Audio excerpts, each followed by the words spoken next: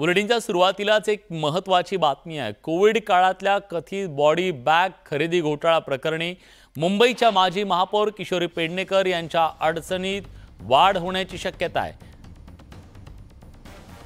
बीएमसीच्या तत्कालीन महापौर किशोरी पेडणेकर यांची उद्या ईडी चौकशी करणार आहे। उद्या सकाळी 11 वाजता पेडणेकर यांची ईडी कार्यालयात चौकशी होणार आहे।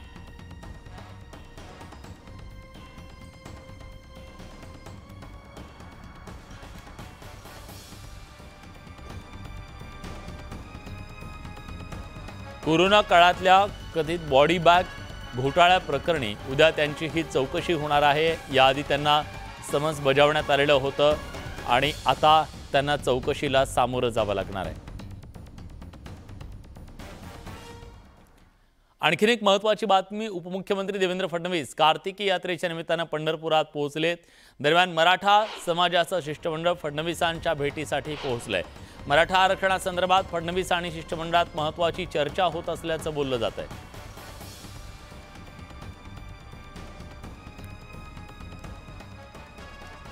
वीरेंद्र उत्पात आपले प्रतिनिधी आता आपल्यासोबत आहेत, आपण थेट त्यांच्याकडे जाऊया। वीरेंद्र, या बैठकीचा अजेंडा नेमका काय? देवेंद्र फडणवीस यांच्या कार्तिकी महापूजेला पहिल्यांदा विरोध होता आणि त्याच्या संदर्भात 2 गट पडले होते मराठा समाजामध्ये। मात्र त्याच्यानंतरनं जिल्हाधिकाऱ्यांशी त्यांची बैठक झाल्यानंतर त्यांनी काही मागण्या ठेवल्या होत्या 5।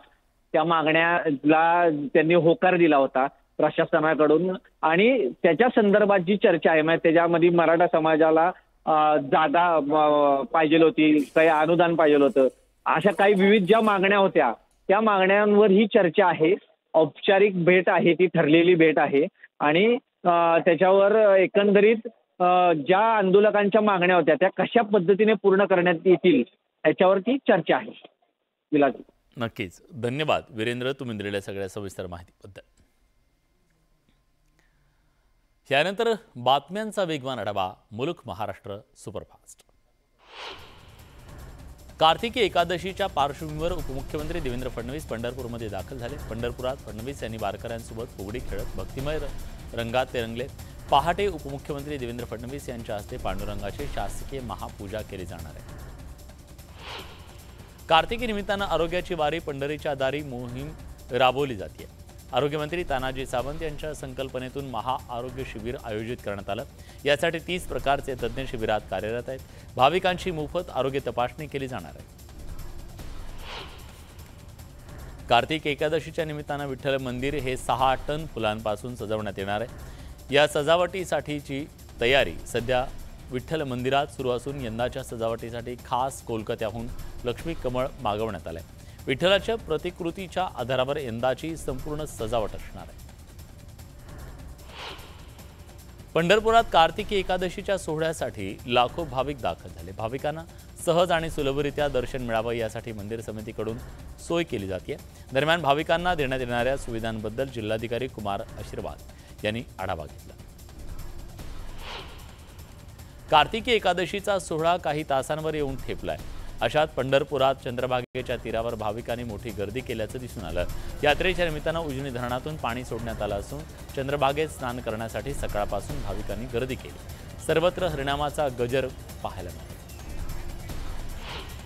आरोग्यमंत्री तानाजी सावंतांच्या संकल्पनेतून पंढरपुरात यंदा 3 तंबू रुग्णालय उभारण्यात आली आहेत। आयसीयू रूममध्ये देखील तयार करण्यात आली आहेत। 8 बेडचे ऑक्सिजन आणि व्हेंटिलेटरसह सुसज्ज अतिदक्षता विभाग सुरू करण्यात आला।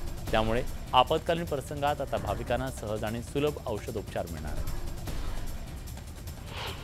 कार्तिकी एकादशीच्या निमित्तानं लाखो भाविक पंढरपुरात दाखल होत आहेत। रत्नागिरीच्या दापोली तालुक्यातल्या वारकरी देखील 450 किलोमीटरचा पायी प्रवास करून पंढरपुरात दाखल होतात। रत्नागिरीत गावडे आंबेरमध्ये कार्तिकीच्या निमित्तानं नौका स्पर्धा आयोजित करण्यात आल्या। 11 संघ स्पर्धेत सहभागी झाले। 4 वर्षानंतर ही स्पर्धा आयोजित केल्यानं मोठा प्रतिसाद मिळाला। शिंगणापुरात शनिदेवाच्या दर्शनासाठी तयार करण्यात आलेली अत्याधुनिक दर्शन रांग आजपासून भक्तांसाठी खुली करण्यात आली। 55 कोटी रुपये खर्च करून उभारलेल्या या दर्शन रांगेमुळे आता भाविकांना सुलभ दर्शन घेता येणार आहे। एक महत्त्वाची बातमी येते, भाजप नव्हे तर महायुतीचे निवडणूक प्रमुख म्हणून काम करा भाजप विधानसभा आणि लोकसभा निवडणूक प्रमुखांना तसे आदेश देण्यात आले। 2 दिवसीय शिबिरात बदललेल्या राजकीय परिस्थितीवर चर्चा करण्यात आली। उपमुख्यमंत्री देवेंद्र फडणवीस, भाजपचे केंद्रीय नेते विनोद तावडे आणि प्रदेशाध्यक्ष चंद्रशेखर बावनकुळे यांनी कार्यकर्त्यांना आणि पदाधिकाऱ्यांना हे आदेश दिलेत। शिवसेना आणि राष्ट्रवादीच्या उमेदवारांसोबत समन्वय साधून प्रचाराची धुरा सांभाळा। महाविजय 2024 अंतर्गत महाराष्ट्रात महायुतीचे 45 खासदार निवडून आणण्याचं उद्दिष्ट ठेवण्यात आलेलं आहे आणि त्या अनुषंगानं आज या सर्व कार्यकर्त्यांना शिबिराच्या माध्यमातून एक मेसेज देण्यात आलेला, आदेश देण्यात आलेले आहेत। तुषार रुपनवर आपले प्रतिनिधी आता आपल्यासोबत आहेत, आपण थेट त्यांच्याकडे जातोय। तुषार, काय नेमका कानमंत्र देण्यात आलेला आहे आज कार्यकर्त्यांना नेत्यांकडून? विलास, आपण जर पाहिलं असेल तर एकीकडे राज्यामध्ये मराठा आणि ओबीसी या मुद्द्यावरती आंदोलन सुरू आहे, तर दुसरीकडे भाजपाचं चिंतन शिबिर सुरू आहे। रामभाऊ म्हाळगी प्रबोधिनी या ठिकाणी 2 दिवसीय चिंतन शिबिर पार पडलं। या 2 दिवसीय चिंतन शिबिरामध्ये प्रामुख्याने निवडणूक प्रभारी जे आहेत त्यांची या ठिकाणी बैठक सत्र झालं। यांना स्वतः देवेंद्र फडणवीस आणि चंद्रशेखर बावनकुळे यांनी मार्गदर्शन केलं।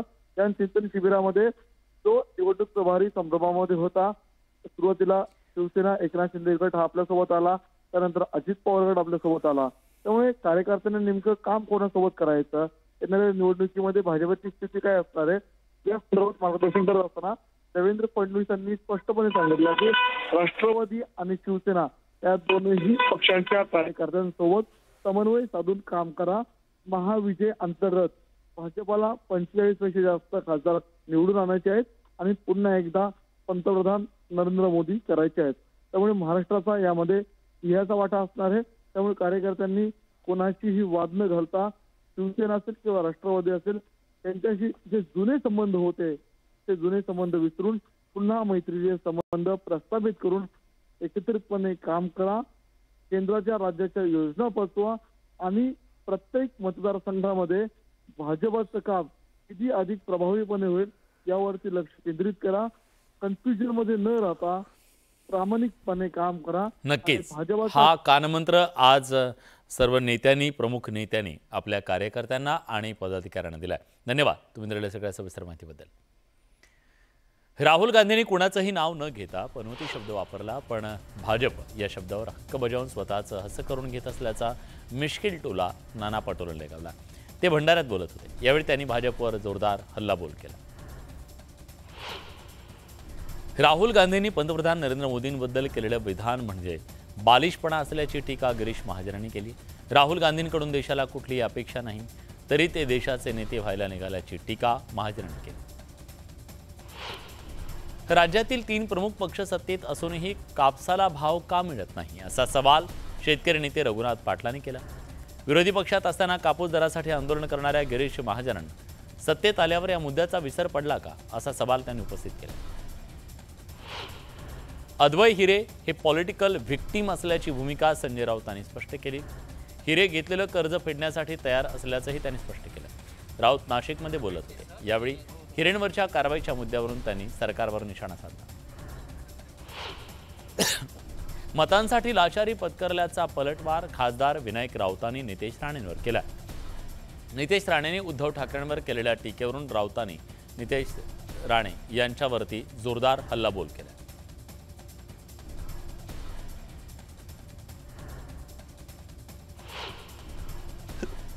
नॅशनल हेराल्डवर ईडीने केलेल्या कारवाईवरून आरोप प्रत्यारोप सुरू झाले। ही कारवाई सूडबुद्धीने केल्याचा आरोप काँग्रेस प्रदेशाध्यक्ष नाना पटोलेंनी केला। तर या कारवाईला विरोध म्हणजे भ्रष्टाचाराचं समर्थन करणं असल्याची टीका आमदार नितेश राणेंनी केली। वंचित बहुजन आघाडी लवकरच इंडिया आघाडीमध्ये सहभागी होण्याची शक्यता आहे। प्रकाश आंबेडकरांना इंडिया आघाडीमध्ये घेण्याबाबत शरद पवार अनुकूल असल्याची माहिती मिळते। आगामी इंडिया आघाडीच्या बैठकीत याबद्दल चर्चा होण्याची शक्यता आहे। राज ठाकरेंच्या उपस्थितीत मनसे पदाधिकाऱ्यांची बैठक बोलावण्यात आली। या बैठकीत मराठा आरक्षणाच्या मुद्द्यावर राज ठाकरेंनी मनसे नेत्यांसोबत चर्चा केली। राज ठाकरेंना आरक्षणाच्या वादात न पडण्याच्या सूचना मनसे पदाधिकाऱ्यांना दिलेल्या आहेत। लोकसभा निवडणुकांच्या तयारीला लागा, असं राज ठाकरेंनी आपल्या नेत्यांना सांगितलंय। मराठा आरक्षणासाठी लढा देणारे मनोज जरांगे पाटील यांच्या 3ऱ्या टप्प्यातल्या महाराष्ट्र दौऱ्याचा बीडमध्ये समारोप होणार आहे। बीडमधल्या धोंडराई इथं त्यांची जाहीर सभा होणार आहे। सभेसाठी जय्यत तयारी केली जाते। ज्यांची लायकी नाही त्यांना किंमत देऊ नका असं म्हणत मनोज जरांगेने नाव न घेता भुजबळांवर पुन्हा निशाणा साधला। आपले वैचारिक मतभेद होते पण ते आता खालच्या पातळीवर गेले अशी टीका त्यांनी केली। आपल्याकडे एक मंत्री आला आणि म्हणाला की आरक्षण देता येत नाही, ओबीसीतून आरक्षण देता येईल असं विचारल्यावर साहेबांना विचारून सांगतो असं सांगून तो परत आलाच नाही असा टोला जरांगेने लगावला। ते इगतपुरीत झालेल्या भाषणात बोलत होते। यावेळी जमावाकडून भुजबळांच्या नावाची घोषणाबाजी करण्यात आली। त्यावेळी टप्प्यात आल्यावर आपण कुणाला सोडत नसल्याचं वक्तव्य जरांगे पाटलांनी केलं। मराठा आरक्षणाच्या पार्श्वभूमीवर राज्य सरकारनं नेमलेली जस्टिस शिंदेंची समिती अमरावतीत पोहोचली। अमरावती विभागात आतापर्यंत 20,06,000 कुणबी नोंदी सापडलेल्या आहेत। राज्यात मराठा कुणबी नोंदी शोधण्याची मोहीम सुरू आहे। वाशिम जिल्ह्यात तहसील कार्यालयात नोंदी शोधण्यासाठी विशेष कक्ष स्थापन करण्यात आला आहे। या अंतर्गत 6 नोव्हेंबरपासून आतापर्यंत 22,65,000 कागदपत्रांची तपासणी करण्यात आली। या 2,05,642 कुणबी नोंदी आढळून आल्या।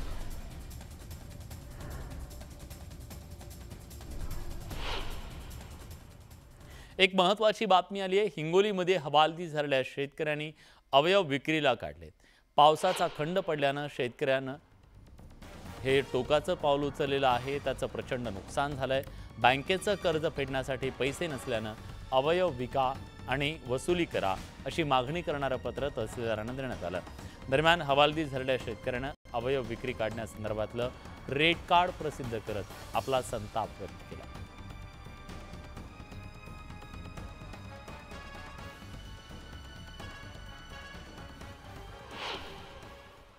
आम्ही आज आत्महत्याच्या उंबरठ्यावर हो।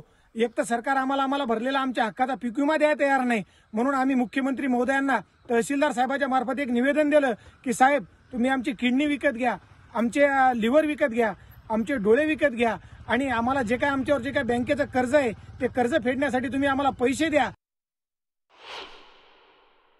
आमच्यावर जे बँकेचे लाखो रुपयाचे कर्ज झाले हे परतफेड करायचं कसं ही सगळ्यात मोठी समस्या आमच्या समोर पडली होती। त्या अनुषंगाने आम्ही त्यामध्ये मुख्यमंत्र्यांना लिहिले की साहेब आमची किडनी घ्या, आमचे डोळे घ्या आणि आमचे लिव्हर सुद्धा घ्या, याचे दर सुद्धा आम्ही निर्धारित केलेले आहेत। हे सरकारने आमचे विकत घ्यावेत, ज्यांना पाहिजे असतील लोकांनी विकत घ्यावेत आणि आम्हाला आमच्यावरचं जे कर्ज बँकेचं बोजा झालेलं आहे हे परतफेड करण्याकरता मदत करावी। बघूया बातम्यांचा वेगवान आढावा। मुंबई पुणे एक्सप्रेस वेवर उद्या 2 तासांचा ब्लॉक घेतला जाणार आहे। मुंबईकडे येणाऱ्या मार्गिकेवर ग्रँटी बसवण्याच्या कामासाठी ब्लॉक घेतला जाणार असल्यानं वाहतुकीत बदल केला जाणार आहे। त्यामुळे वाहन चालकांना वेळेचं नियोजन करून प्रवास करण्याचं आवाहन केलं जात आहे। जळगावच्या अमळनेरमध्ये 97 अखिल भारतीय मराठी साहित्य संमेलन होत आहे। 2 फेब्रुवारीपासून साहित्य संमेलन होणार असून या पार्श्वभूमीवर साहित्य संमेलनाचे अध्यक्ष आणि शिष्टमंडळानं जिल्हाधिकाऱ्यांची भेट घेतली। साहित्य संमेलनाच्या नियोजनाबाबत यावेळी चर्चा करण्यात आली। परभणी जिल्ह्यात यंदा सरासरीपेक्षा 32% कमी पाऊस पडला असूनही जिल्ह्यात दुष्काळ जाहीर न केल्यानं शेतकऱ्यांकडून संताप व्यक्त केला जातोय। दुष्काळ सदृश्य परिस्थिती असं जाहीर न करता जिल्हा दुष्काळग्रस्त म्हणून जाहीर करण्याची मागणी करण्यात आली।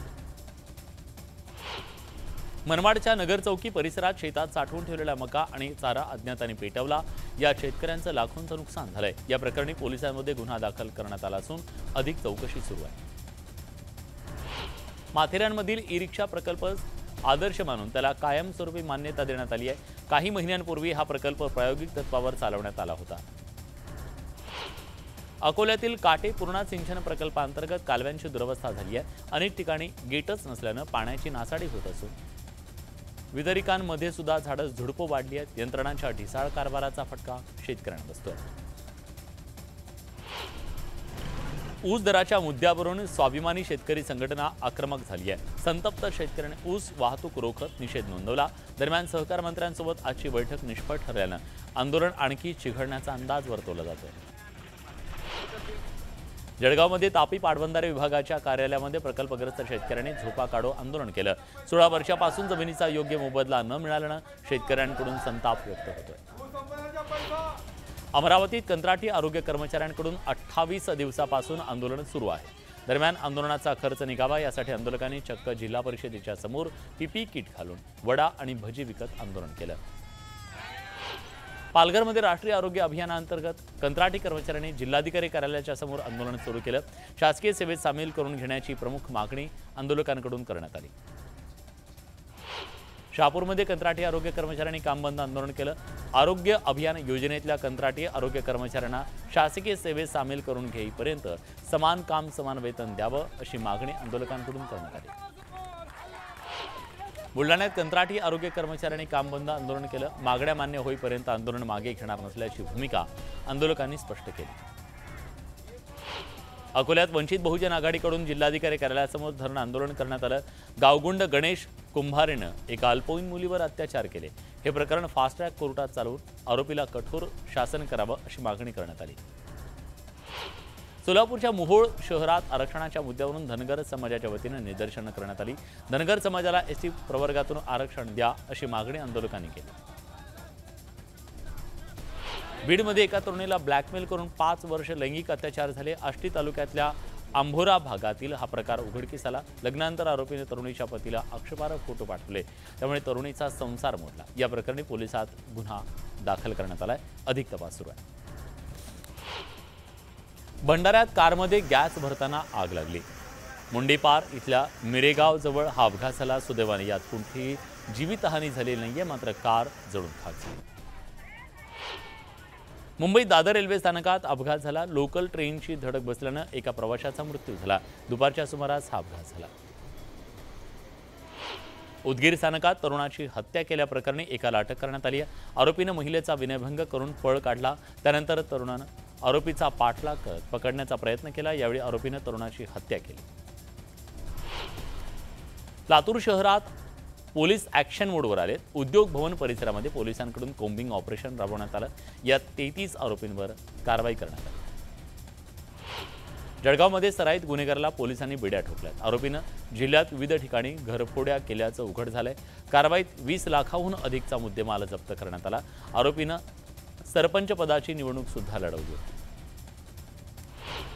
कणकवलीमध्ये तरंदळे फाटा उड्डाणपुलावर एका कारचा भीषण अपघात झाला। भरधाव कारचं चाक निखळल्यानं अपघात झाला। सुदैवानं यात जीवितहानी झाली नाही। दरम्यान नितेश राणे यांच्या ही बाब लक्षात येताच त्यांनी आपला ताफा रोखत जखमींची विचारपूस केली। अखेरी सावंतवाडी गोवा जुन्या महामार्गावरच्या कोलगाव इथं कंटेनर आणि कारचा अपघात झाला। या अपघातात ड्रायव्हरसह अन्य काही जण किरकोळ जखमी झाले, तर कारच्या पुढील भागाचा चक्काचूर झाला। गडचिरोलीत देसाईगंज इथं रेल्वेखाली चिरडून एका तरुणीचा मृत्यू झाला। रेल्वे रूळ ओलांडताना कानात हेडफोन असल्यानं रेल्वेचा आवाज ऐकू न आल्यानं हा अपघात झाल्याचं समोर आलं। गोंदिया जिल्ह्यातल्या देवरी तालुक्यातल्या तरुणाला तरुणीनं लग्नासाठी नकार दिला, त्यामुळे नैराश्यातून या तरुणानं मोबाईल टॉवरवर चढून आत्महत्येचा प्रयत्न केला।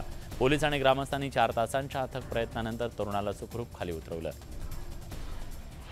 संत तुकाराम महाराजांबद्दल वादग्रस्त विधान केल्यामुळे अडचणीत आलेले बागेश्वर धामचे धीरेंद्र शास्त्री अखेर संत तुकाराम महाराजांच्या चरणी लीन झाले। धीरेंद्र शास्त्रींनी वक्तव्याबद्दल 2दा माफी मागितली। त्यानंतर देहूमध्ये येत त्यांनी तुकाराम महाराजांचं दर्शन घेऊन वादावर पडदा टाकण्याचा प्रयत्न केला। जरांगे पाटील नाशिकच्या दौऱ्यावर आहेत। या दौऱ्यात त्यांनी त्र्यंबकेश्वरमध्ये जाऊन दर्शन घेतलं। त्यानंतर त्यांनी त्र्यंबकेश्वरमध्ये सापडलेल्या कुणबी नोंदींची पाहणी केली। ओबीसी आरक्षणाच्या प्रलंबित मागण्यांसाठी राष्ट्रीय ओबीसी महासंघाचे अध्यक्ष बबन तायवाडे यांनी मुख्यमंत्री एकनाथ शिंदे यांची भेट घेतली। मुंबईत मुख्यमंत्र्यांची भेट घेऊन 1 दिवस अधिवेशनामध्ये ओबीसींच्या मागण्यांवर चर्चा व्हावी अशी मागणी केली। या संदर्भातलं निवेदन त्यांनी मुख्यमंत्र्यांना दिलं।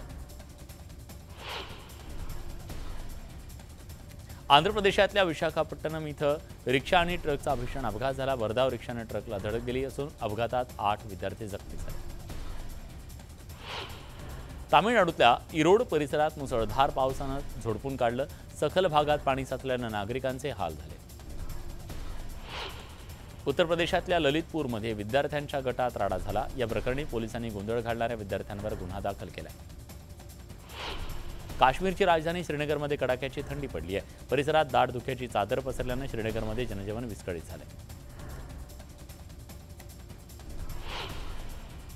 पनवतीवरून देशभरात भाजप आणि काँग्रेसमध्ये चांगलंच राजकारण तापलेलं आहे। राजकीय लढाई सुरू झाली आहे। राहुल गांधींनी पंतप्रधान नरेंद्र मोदी यांची तुलना त्यांच्याबद्दल शब्द पनवती हा वापरला, त्यामुळे हे सगळं राजकारण सुरू झालंय। याबद्दलचा खास रिपोर्ट रात्री 8 वाजता न्यूज 18 लोकमतवर। यासोबत बुलेटिनमध्ये आपण इथेच थांबतोय. ताज्या घडामोडींसाठी बघत रहा न्यूज 18 लोकमत.